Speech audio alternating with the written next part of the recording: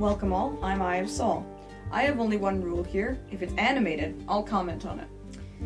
I just love the ocean. I always lament that I live so far away from the big blue. It seems like all your troubles melt away when you stare angstily off into the horizon, while the salty sea air wafts delicately into your nostrils and various other orifices. But then you take a step into the water and it's all like, ew, seaweed and barracudas! So my point is that the ocean is a beautiful and majestic thing to look at and be near, but it gets a bit hairy when you jump in for a swim. Maybe that's why this movie Song of the Sea is such a good idea. You can definitely see the sea, but the real sea is far, far away.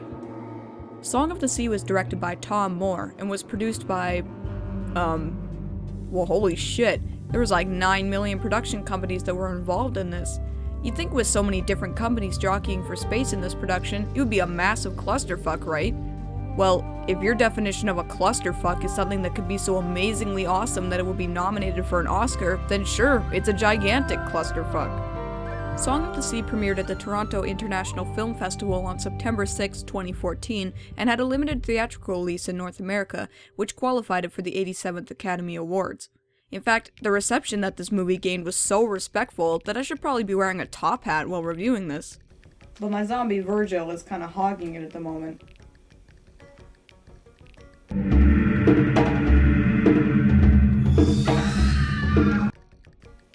Well, anyway, now that the backstory has been established, let's dive in and take a good look at Song of the Sea.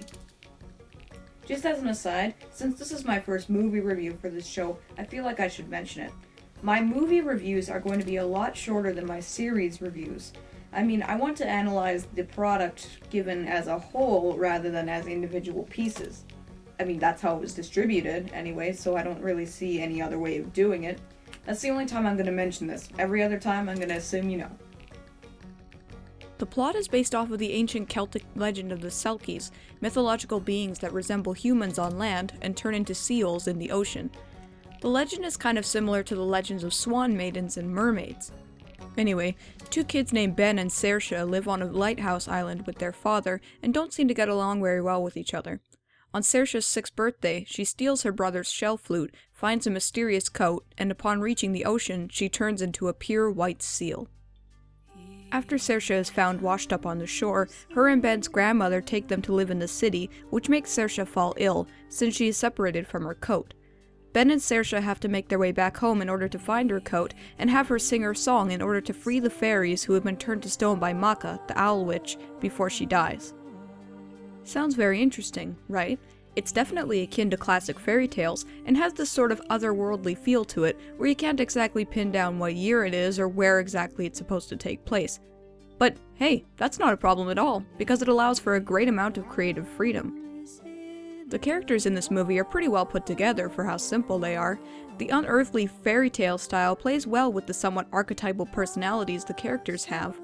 Now, I don't mean that's bad in saying they're archetypal, I just mean that they're simplistic and easy to identify with. First you got Ben, the older brother of the two. He's kind of a rebellious young boy with a phobia of the ocean. Not so much this level.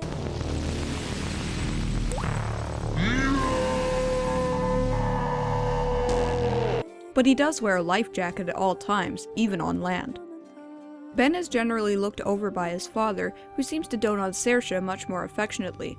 As a result, he tends to lash out at her and put up a tough front. Ben is very relatable in that he acts much like a real young boy would in that situation, and his rebellious nature doesn't get annoying, thankfully. He's a good kid, but doesn't live a very stable life.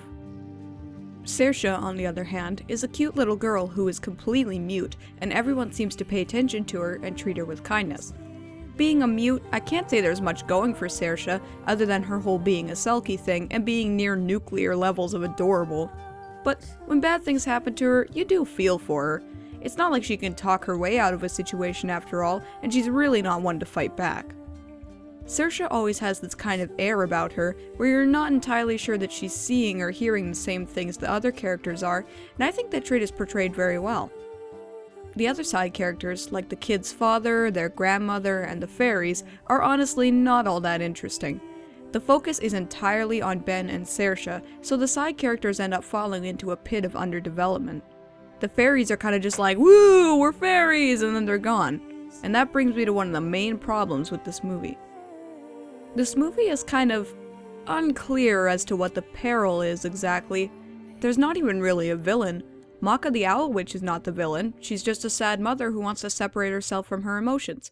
The grandmother's not the villain, she's just looking out for her family. The father isn't the villain either, he's just shell-shocked over the loss of his wife and doesn't really see that his living family still needs attention. So then, what exactly are the main characters fighting against?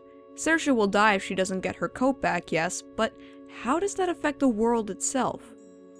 The world doesn't really seem to be aware of these supernatural beings, just considering them fairy tales and folk legends. So then, why exactly does the loss of the Selkie or the fairies matter? This movie kind of sets up the climax like it's a saving the world kind of thing, but there doesn't really seem to be any kind of worldwide conflict going on. The people still drive their cars, they still walk the streets, the sun still shines, so I suppose I don't see exactly why the film carries itself like Ben and Saoirse are fulfilling some great destiny, even when their problem seems pretty localized. That's not to say this problem is a movie-wrecking one by any means, because I still enjoyed the movie quite a bit. But once the credits stopped rolling and I took a minute to think about it, I was like, so, why did all that happen exactly? Still, that's really the only problem I noticed with this movie, because the good far outweighed the bad. The atmosphere and design, holy fuck hell is this some premium shit. This movie has a style and tone that's sort of like a weird hybrid of Professor Layton, Over the Garden Wall, and Braid. Every frame of this movie looks like a beautiful painting you could see hanging in a doctor's office or something, and the animation on the characters, especially Maka, is so fluid and serene that it almost seems like the characters have no weight to them at all. Physical weight, not emotional weight, because they have plenty of that. The tone of this movie is rock solid. It knows when to be playful and cute, but it also knows when to troll out the heavy stuff too. There's a very strong emphasis on family bonds, and while it does kind of just come out of nowhere, the scene where Ben finds out just what happens to his mother 6 years prior to the movie will probably have more than one person tearing up. While I won't spoil what happens at the end, I will have to say that it is probably one of the most beautiful things ever animated. It ranks right up there with Fantasia's Night on Bald Mountain, the Prince of Egypt's Burning Bush sequence, and the first 10 minutes of Up. The blend of lights, angles, fluid animation, and music make this a visually and musically stunning climax.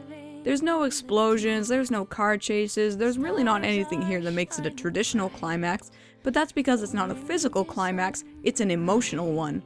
One that plays with your eyes and ears and gives you something that leaves an impression on your heart, not just your mind and or penis.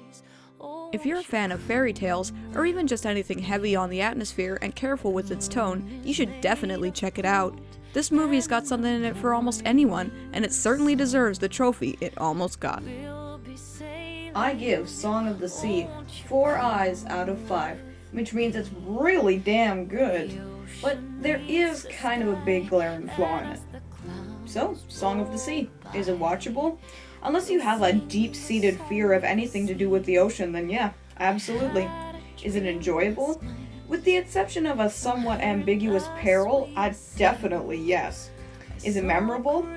Yeah, this is definitely one for the ages. Dancers in the round, castles in the sand, cradles in the trees. Don't cry, I'll see you by and by. Won't you come with me? Thanks so much for watching Eye of Sol. If you want to see more of my videos, hit subscribe to follow my channel, or click the links in the description to check out my Twitch channel and my Twitter page. New reviews will be up every Friday, so check back in for more new videos. Don't forget to share this with anyone you know who loves cartoons. Have an idea for an animated series or movie you want me to comment on? Leave me a message in the comments. I'll consider every suggestion I get. Thanks again for watching, and have a great day.